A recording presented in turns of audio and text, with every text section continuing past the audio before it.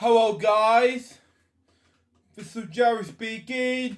Welcome to Book Reviews, episode 8.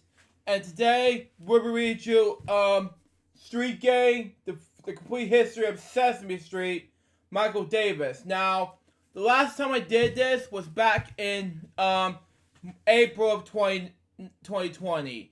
And the last time we read this was chapter, 6. And we're going to read chapter 7 in this book now. And we're going to do this anyway. So we got, shall we? So we got.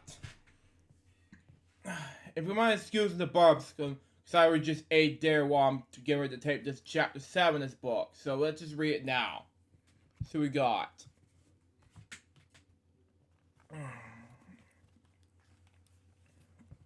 Okay. Okay, where are we here? Page. We're on chapter 7. We're not on chapter 5 anymore. We're not on chapter 6 anymore either. Come on, move. Thank you. Okay, there we go. Got this. Anyway. Okay. We're almost there. The book is almost halfway done in the book. But anyway. Chapter 7. Chester and Margaret Spinney spent Christmas Day 1943 awaiting the birth of the third child, who passed away early last year at the age of, spent last year waiting for Carol Spinney's death at the age of 85. But continue on. What is a blessing in the what it been for with Margaret Abe in the dining room on their home in Welltown, Massachusetts. Wow, I cannot believe this. The baby's trip through the birth canal has sailed, okay. Chester assured Margaret that everything would be fine, okay. But the delay would be terribly unsettled, okay, for husband and wife, and for good reason, okay.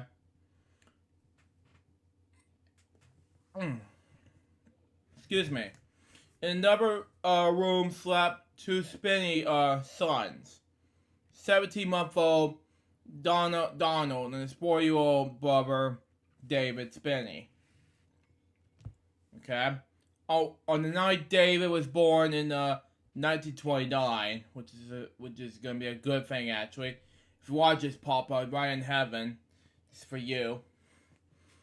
The doctor was expected to perform a delivery op and take another 24 hours to deliver. Wow. Instead, he dispatched a mid-wife up arrival. When the woman saw how far along things were, she tied Margaret's legs together. Okay.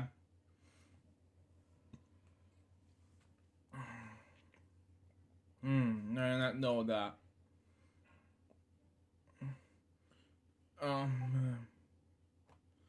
Okay, that's where I'm at, okay. Hoping to hold back delivery until the doctor could appear. Within Margaret's swollen belly, a partially healthy boy was frozen to distress. The force of the baby's skull rattling the pelvic bone left the child crippled for life was a crisply palsy. Wow. The tragedy was haunted by the Spinneys on a Christmas Eve that Carol Edward Spinney the main, who would become the childlike Big Bird, was born. He was born on December 26, 1933. Wow. I cannot believe it. Anyway, Chester, a frugal and sometimes abstaining New Englander, made tiny screws at the Wadham Watch Factory, the town's pride and major employer. His upbringing in Eastburn, Maine,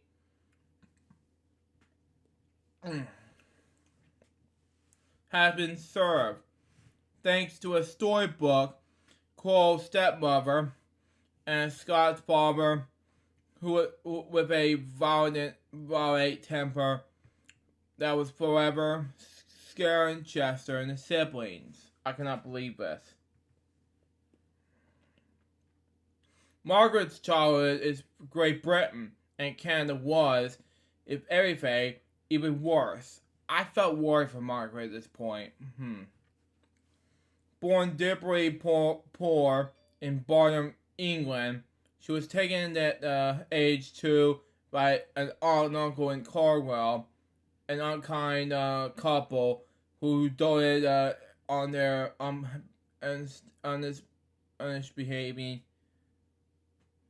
misbehaving. Excuse me, I mispronounced. Excuse me. Son, while mistreating their niece. Young Margaret was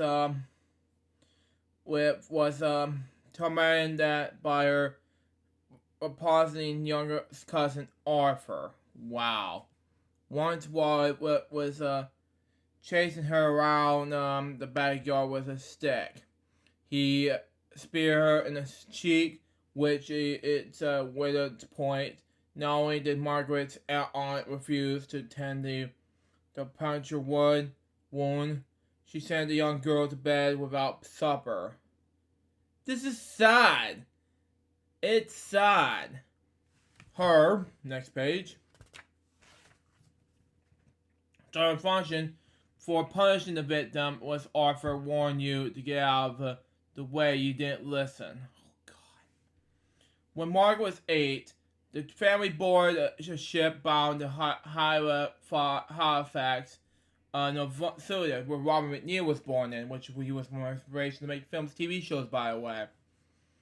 Margaret was never to see her parents again. It was sad, and she spent the remainder of her childhood as an unpaid schooling maid. Wow. She was forbidden to approach neighbors and was taken out of school in the 9th grade. The only Christmas celebration he ever attended was spoiled when he has limitations departed permanently after Arthur threw a tantrum at the house's home. This is sad. Left under a Christmas tree was a open present for Margaret. This is another sad moment for Margaret. But she did manage to grab a tiny pine, but and bought it in home, fashion decorations for it, and from tinfoil. This is another sad moment. Anyway, at 17, after the death of her uncle, Margaret moved to Burlington in Crawford, Massachusetts, with her aunt and cousin. Okay, this is another sad moment.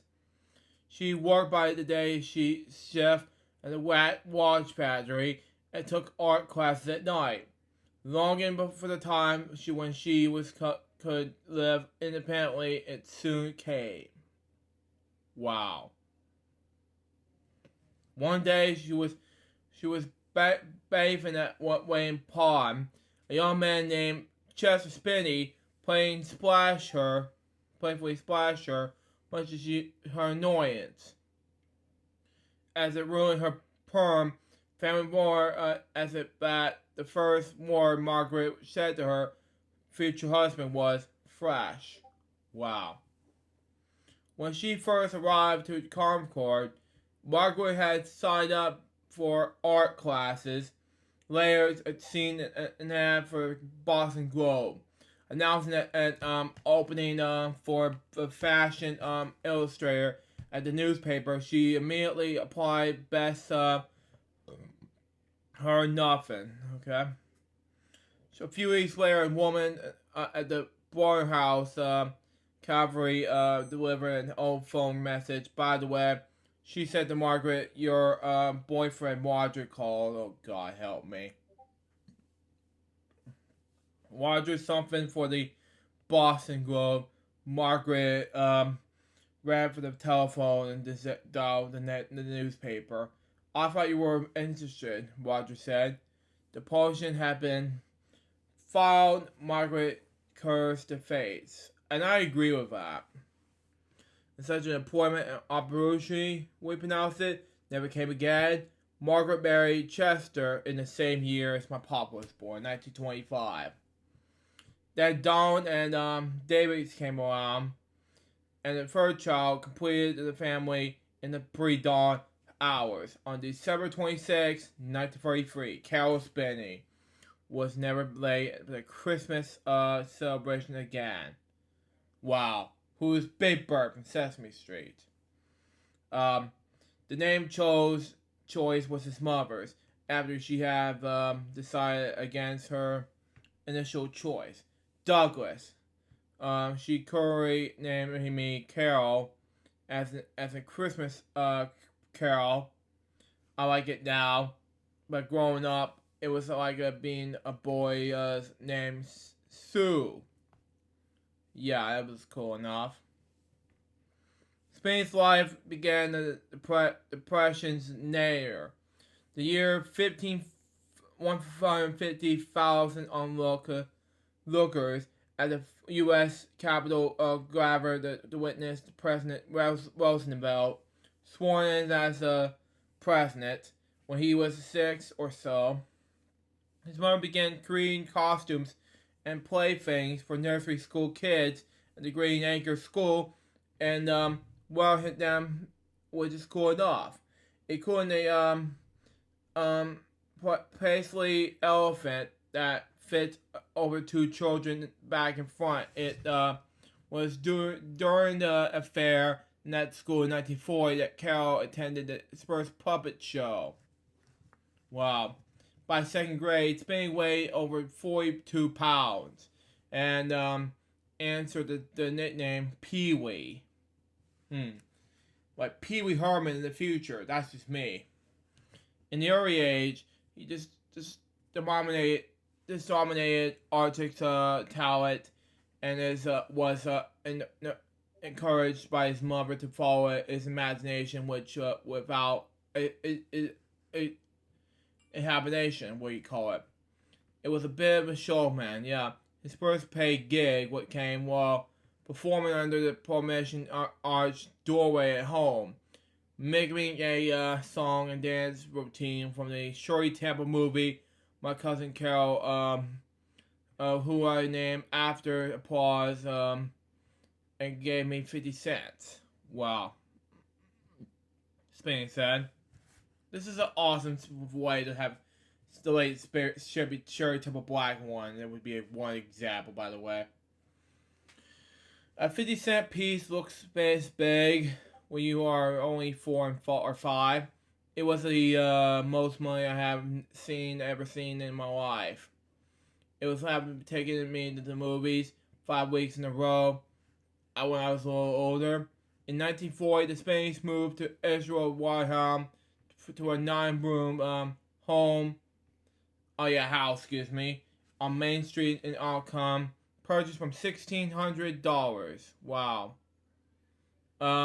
It was a lovely country town with horse wagons pulling hay and a Baker electric automobile running around. Spade recalls his father commented, the 15 miles to the watch factory. Even during the gas rotating days of World War II, watches and concerned called by the government, so he got more coupons than he needed. Spain, he said, he sold them on the black market as many people did in those days, okay? Which is fine.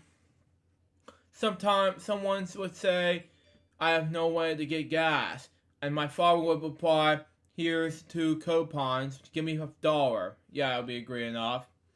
When Spade was 8, he bought a monkey puppet for a nickel at a Rapid sale at Auckland, what you pronounce it. The Christmas present, his mother fashioned a make snake puppet for him for a leap of greed, flannel stuff with burnt battery. With that, Spinning set about building a fear in his family's barn, from orange crates, boards, and logs. While his first audience in the farm fear, a mix of adults and children, paid admission to 2 cents. I can't imagine what I did with only a monkey and a snake into keeping people entertained for half an hour. But as I recall, everyone left with smiles on their faces.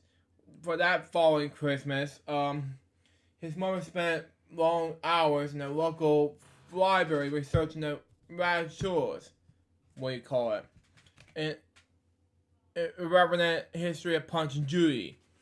As a child, Margaret has seen a version of Punch and Judy perform in Blackpool, England. She had introduced her youngest son to the violent slapstick. Wow. As a commissioned Christmas birthday present, what do you call it, Margaret built 8 handmade replicas of the characters of Carol. Okay, Carol. In which with the assistance of his older brother Donald, a collaborative puppet stage, having the Punch and Judy show was the beginning of his finally having the programs of shows. Spinney said, "My mother wore them all, like the radio actors let me turn the page, emerged, okay? Spinney work on common voices, okay? A talent that would expand as he matured, okay, we pronounce it. Naturally, his characters his tingies, okay? Is a Boston accent. Wow. If it was doing a ghost, it would sound like a ghost from Glacier, we pronounce it, like Cratchester. When Spade was in 7th grade, his English teacher paid him $2 to bring his puppets to a child's birthday party in Concord. Wow. The teacher agreed to return script pages for him, but afterward, classifying him for being unprofessional, telling him, "Don't you ever give that show again without memorizing it. It was not being the last time Spain will be criticized for relying on the script." And I disagree on that big time. But anyway, other bookings followed, and by 16, he was appearing regularly at churches, factory lodges, and private parties. "I had the desire to perform," Spinney said. "The great thing about puppets is that you can be several characters at the same time, and they interact. When I hear the response from the audience, I say, 'This is for me.' I used to be accused of being a show-off on a cushion. When I was very sure way to pronounce it, I never had a serious desire to be an actor, okay? To be seen by an audience." One afternoon in 1947, Spain spent the road through the streets at Alcon on his bicycle. It was nearing 5 p.m.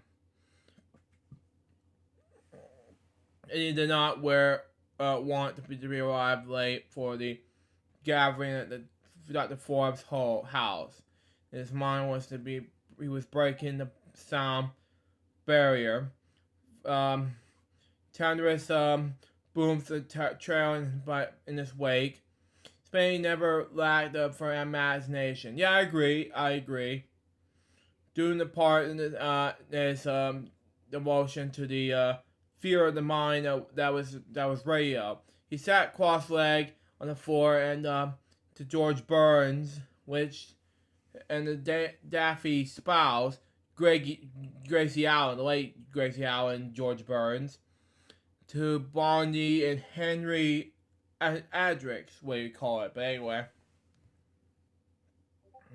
radio provided by Daily Summer Monty all character would have to do is clouds. Excuse me. It say, "Gee, Billy, look at this castle. Woo, why does it go right into the clouds?" Yeah, I misspoke. But anyway, I would see the castle. Yeah, Spade said. Later, when TV started, they couldn't afford to build a castle that went up in the clouds. It would look crappy. Oh God. But it was post-war Boston. A new era in home entertainment was dawning. TV became big all of a sudden, and radio was over. Okay, that was so messed up. Well, radio nowadays was good, and social media, that was good. But as far as TV is concerned, that was a great example about that when we watch TV over here. That was a good thing. But anyway, moving on.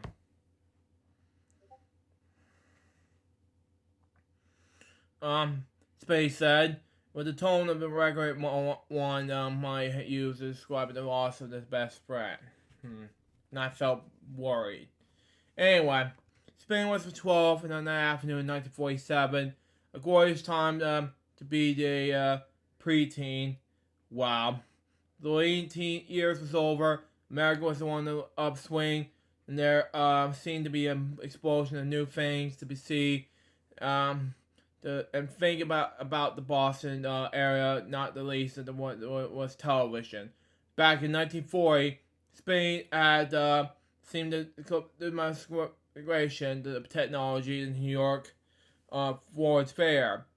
Then in that to its extended second year, there's a lady singing on the greatest picture of the 12-inch screen, he recalled. The box of the screen was huge, and I couldn't quite understand it first.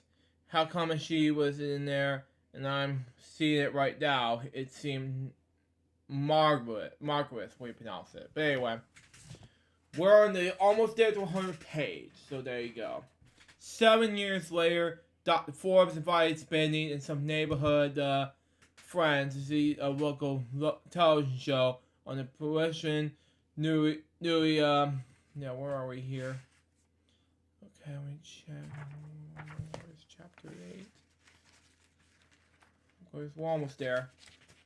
Okay, there we go. 104 is going to be the last one, but anyway. And then we'll wrap things up. But anyway, 7 years later, Dr. Forbes, let me just put the bookmark somewhere. There we go, got it.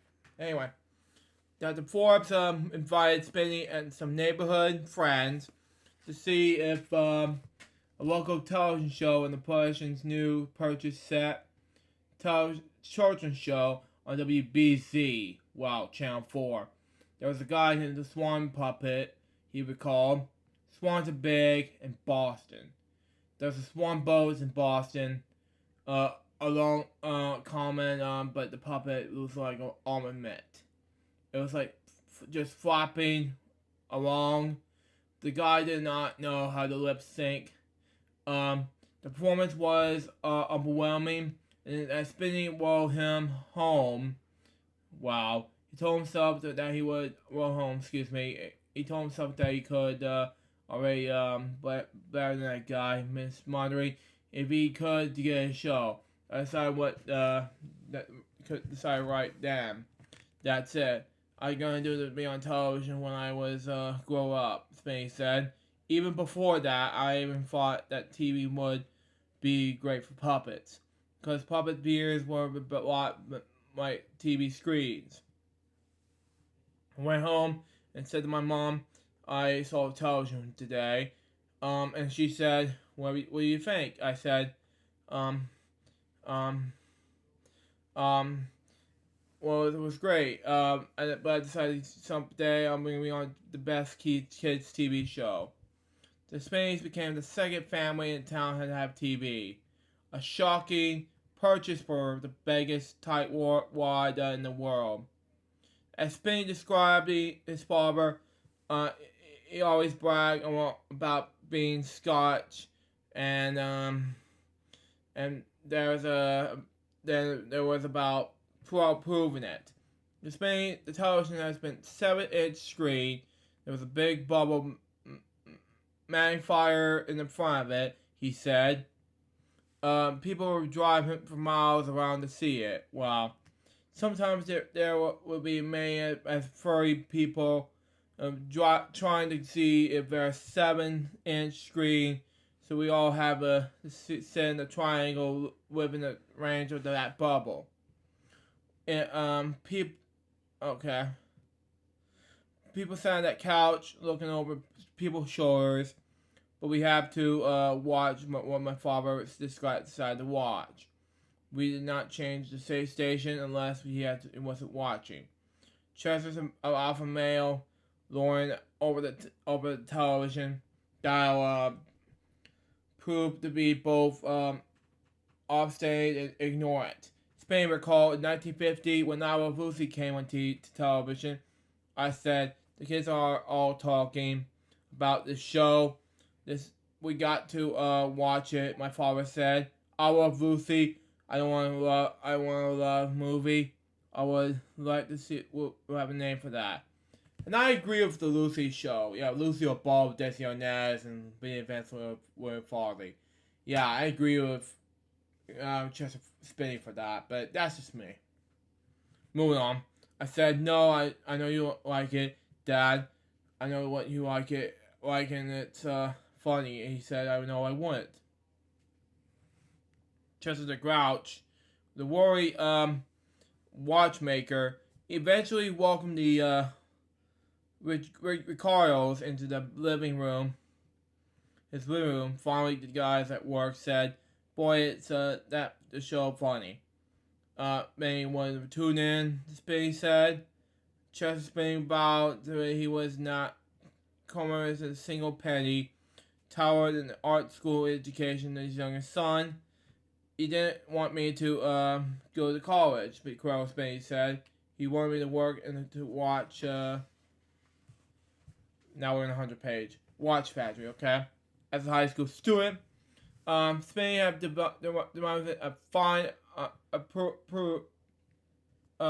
aptitude, something like that, for drawing. And his mother's had, but his father was impressed and unimpressed. Wow. Spinney needed to raise $250 to cover tuition at school of practical art. Coming up with it is difficult. Wow. He recalled, if you get a job, you only made 55 cents an hour. Oh, yeah. Is that something the truth? But that's just me. If you are lucky, okay. So, with help from his father's connections, he landed a position at the well-formed clock factory, manufacturing axles for gears. As a machinist, he was fine artist. I remember running the Laffy right through my thumb. He said initial mishap, but he was bandaged it up and returned it to the post within an hour, half hour. Wow. As nothing was going to be getting away in this determination to attend an art school. As I managed to come up with the money, he said, I studied all the way to figure draw to color gravity, layering, advertising, layout, and product illustrations. But he said, I remember drawing a Milky Way candy bar with wrapper was ripped a little bit. I was very good at drawing oozing caramel. Wow, this is easy enough. Commercial art was enjoyable, but whatever prize might follow was always delayed, Spinney said. With puppetry, the gravitation of applause was inevitable. He pursued both until the middle of his second year in the School of Martial Arts 3-year program. The Korean War was tackling and I began to worry about the being draft, he said. A riff was Chester's over the use of the family's car. pushed Spinny out the door. I never seemed to put enough gasoline in it from him. Wow.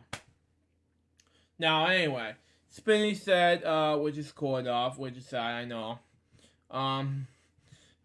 Even though I buy back with more gas than when I left, he always said it was full, and then I have not let it full left. I had not left it full, whatever you pronounce it. But anyway, so one morning, totally fed up, Spinny impulsively turned to an art school buddy. Want to join the Air Force? He asked. They enlisted that day. Somebody gave me the advice, Spinny said. Great advice, Spinny said. Excuse me, I misspoke, but anyway. He said that when he get to go do basic trade, if you're going to good something, take some samples of what you're going to do. So I bought all the best samples of what I had done in art school. Wow. Spinny had admired that Air Force requirement, when he pronounced it, posters he had seen in Massachusetts, and was overjoyed to discover that the art studio where they had been created was right where he was stationed. Sampson Air Force Base were near Waterloo, New York. I took my art to the department, but they said the portions were filled. I said, curses, I got to get there. Wow. Spinny passionate to take the specialist test to qualify as a defunction draftsman. Wow. You have to get a 85 on the exam, and that's I got an 85, 86, excuse me. It was multiple choice, and just as using logic, I passed. But the officer said, "I'm sorry, I'm afraid you didn't make it. They like for you to have at least a 90. Wow. Craftsman Spinny walked by in the barracks, we pronounce it. The test results in hand. On his way, he occurred the major he knew. Well, you did pass. Did you pass? He asked. No, sir, Spinny said. Let me see, the major said, looking at the results. Yes, you did pass. So you get an 86. So you're a draftsman. That was easy. With that, everybody could go off and for 5 months of training, but me, Spinny said. I went up to the real job station in Las Vegas. Well, this is easy. The first day I got was still 170 degrees. Then it was 119. The third day, 122. The base was just blowing. Wow. When I began inside, I learned there was there's a lot of draftsmen. So I said to the captain, I'm not really a draftsman. I'm an artist. He said, what? Seconds of silence felt like minutes. Well, I showed him my work from my school. He said, oh, there's a God. Wow. I've been asking headquarters and artists, not just draftsmen, but they keep saying there aren't any. After a pause, the captain looked directly at Spinny. All right, he said, you're an artist. Yeah, exactly. Anyway, among the projects that came in this way, Spinny helped design a poster entitled "How to Bomb a Straffel." Okay, that's cool. He said he worked for days to make the bombs appear shiny. Wow. Spinny's run for the good fortune took an unexpected turn. Okay. When the wife of Marine Captain participated local television station KLAS to audition the puppeteer. I began the show for the PATA group. Space said. The day of the audition, he arrived at the station with the title card for what would be called the Rascal Rabbit Show. So I came over to all my puppets. To the director I saw was quite unimpressed. We already have a kids show, he said, but who did the artwork? I did. Spinny replied. Director Brighton, okay, he said, we hire you as an artist, but because of the desert heat, Spinny work there within the base began the cooler hours before dawn by 2 p.m. Arrives with our own. That favorable schedule allowed him to work afternoons at Channel 8 for $2 an illustration. He never lost hope that he might one day be on camera. When he returned for Christmas leave, the station offered him the chance of a weekly show. Wow. When I get paid, will I get paid? Spinny asked. $5 per sponsor. Wow, they replied. I got $2 sponsors. But I would have done it for free. Spinny said, using a wet white rabbit puppet his mother had a long time ago building stage on the Alice in Wonderland. Spinny used 12 years of material after only. Next page. Come on. There we go. 3 episodes of Rascal Rabbit. I didn't have any material to go on the air with, but I didn't know what to do. Yeah, I agree. Once again, the fate marched in. Martin Langsoff was in the Air Force with me. One day he said, how are you doing with your television show? Yeah, I exactly agree with that. It's fine, except that I run out of material, Spinny said. I always wanted to be writing a kids show, Langsoff said. Could I write it for you 15 minutes before airtime? Langsoff's scripts arrived. Well, written, be wordy, but wordy. Spinny working without volunteer struggle with the show went on. Wow.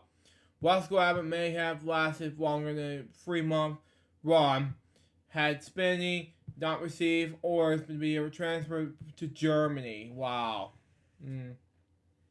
He learned to speak to a language during his tour there and appeared on German television. Almost got my own television show there, and probably would have had enlisted for about 4 years was enough. Yeah. Spinny returned to Massachusetts in late March 1957. That summer, he and his friend made a very straight 8-day tour of the United States in a 1954 Chevy station wagon. Okay. Another friend that's provided the phone number of Clarence Nash, the voice of Donald Duck. Wow. The cartoon voice of Donald Duck, that is. And Nash arranged an interview for Spinny at the Walt Disney Company. Wow. During his tour stop in California, Spinny had brought a professional of drawings along. Wow. They said, we like your stuff, we'll hire you. Then all of a sudden, Walt appeared in the doorway. He didn't speak to me, but I thought, wow, that's getting close. I remember at 6 years old, I decided that I was going to be a cartoonist for Walt Disney. Yeah. Spinny was told the job would not begin for a year. After the studio had completed Sleeping Beauty, he responded with that, but they have said he paid $56 a week. $56? Yeah, he said. I knew I could be better than that. So I returned to Boston, went back to art school. Yeah, I agree. And I felt worried for Spinny at that point. And that's, wow, Walt. Yeah, he is a good animator, but I don't know what to do with him at this point. But anyway. Went back, a year later, I was making $105 a week to Trans Radio, a little film company in Boston. Well, One of his first projects to television was an animated commercial for Nordstrom's beer. Hi neighbor, have a Jansen. Yeah, I felt worried for Spain, like I said, because it's so badly. But anyway, it was hand-drawn cells, just like Sleeping Beauty. Wow. In 1958, Boston's WHDH Channel 5 held auditions for children's performers. It was a sunny April day, and Spinny arrived with his puppets. He left disappointed. It was one of those things where they said, "Don't call us, we'll call you." Spinny had to have his own phone, so he left the number in the Lakesdale side payphone Connecticut, and is often used. And he put the audition off his mind. 2 years later, while he was missing the lake, the payphone rang. He picked it up, person to person called for Ed Spinney. Wow. The operator said Spinney was more amused and stunned than 1 million occurrence. Wow. This is Ed, Spinney said. During his time in the Air Force, he had begun using his middle name.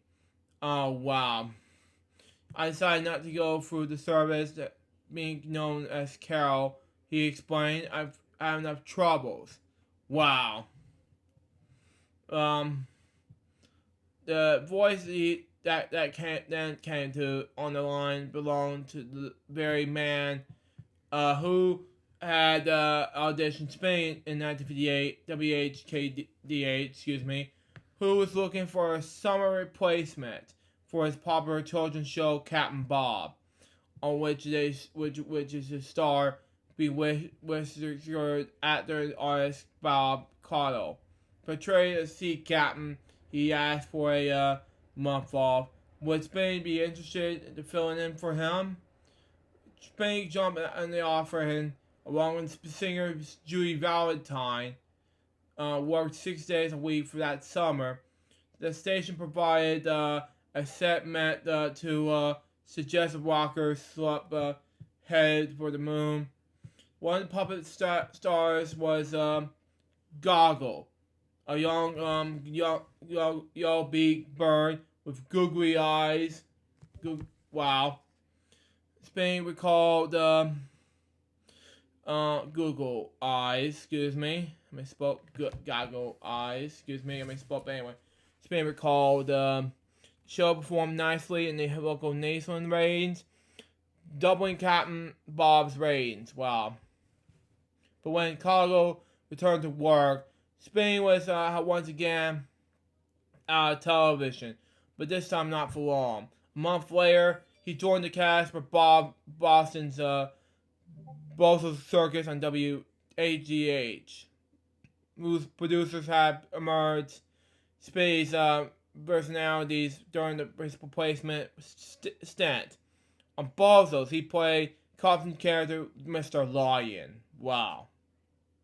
Okay. In one episode, without benefiting his rehearsal, Mr. Lion created his lesson in 30 seconds, a drawing for the name of the child in the audience.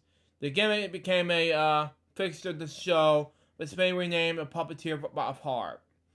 In 1962, forming the Puppet Festival in Sturbridge, Massachusetts. One act in particular fascinated him, a performing doll who's managed to do 8 routines in 55 minutes. One involved a platoon of one shoulders and drill sergeant. Sarge will march them and they'd get retired. And then he would get them up for target practice. Spain said they would all carry little guns. Sarge then puts up the little target and steps back. Then they all aim in at the target, but then do the 180 steps back. All the guns. All of the guns. Excuse me, I misspoke. But anyway, I'm facing the sergeant, and boom, they blow him away. It was very incredible. It was Jim Henson. Jerry Joel, the Muppets. Spinny's turn on the stage soon after, and Henson watched Easy perform with Goggle, a bird with would turn nauseous. When Goggle refused to get off the stage, it's time to leave. Spinny plead from one out of sight. A human hand appeared and began to stand with the bird. Jim loved that, Spinny recalled. Later, when the two met backstage, Henson said to Spinny, "I kind of like your show. Why don't you come to New York, down New York, and talk about the Muppets?" "Exactly." Spinny said, "Gee, that'll be good." Thinking Henson's casual remark was an invitation to talk shop one someday. Just like one hobbyist to another, yeah. But Henson meant otherwise. He had been impressed enough with Spinny's skills to invite him to Manhattan, discuss possible employment. He just had made an invitation clear to Spinny. So the men shook hands and parted. That exchange felt that into a category of understandable understanding, yeah. Given their direct and sometimes tones manner in which Henson spoke, even could done business. It was then 7 long years before the chance to go join the Muppets again presented itself to Spinny just months before the debut of Sesame Street. Now, I'm going to read Chapter 8 tomorrow, and after I'm done with Elgin Reacts, but right now it's time for me to get ready to sign off. For Book Reviews, Episode 8. I do not have a chance to make episodes for right now, so that was Chapter 7. What do I think? It was amazing for Carol Spinny's life and everything, so there you go. Anyways, guys, double episode for Chapter 7, this book review episode. Hope you enjoy it. Stay tuned for the next book review episode, which is going to be Chapter 8 of this book called Street Gang. Till next time, it's LukeJ62895's. Goodbye, peace out, baby. Get more videos, guys, very soon. Till then, 100% out. See ya.